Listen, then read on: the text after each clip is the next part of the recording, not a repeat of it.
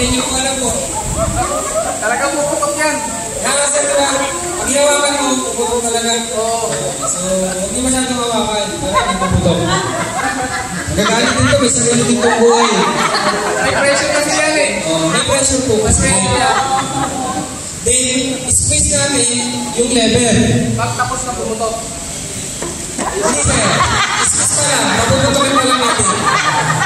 Hawakan pa lang natin para mapuputokin. Pagka-squeeze natin, sweep na natin from side to side. Ang purpose po nun ay i-cover po lahat ng apoy.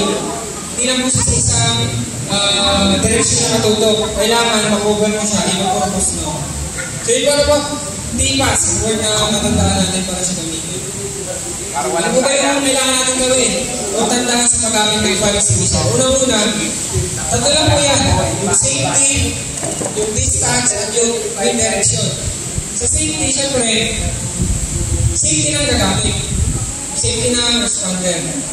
Kapag hindi ka kumpiyansa at ikaw ay wala kaalaman, huwag mo lang gamitin. Siyempre, paubayan ka mas marunong.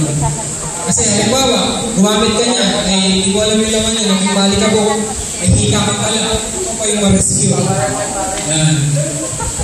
Kaya, ginamit mo siya, malayo ka sa pinto, makulong ka doon, hindi ka makakita ng maayos. Makikita niya kung bakit. Siyempre, nakakita naman rin siguro kayo.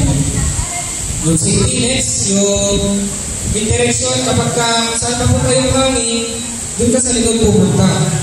O doon mo siya titirahin. Bakit naman yung tayo na titirahin? Doon mo siya pupuntahan. Tirahin lang. Doon mo siya sa likod titirahin. Sa likod. Sa likod. Yan. Alay ko nasa likod ko. Ayun po, makalaman mo mga iniisip mo. Porting ka lang po ako, porting. So, yung ano, sabi mo siya, tutugalan siya sa likod. Next, ang baga, yung distance. Yan po yung pinaka-importante.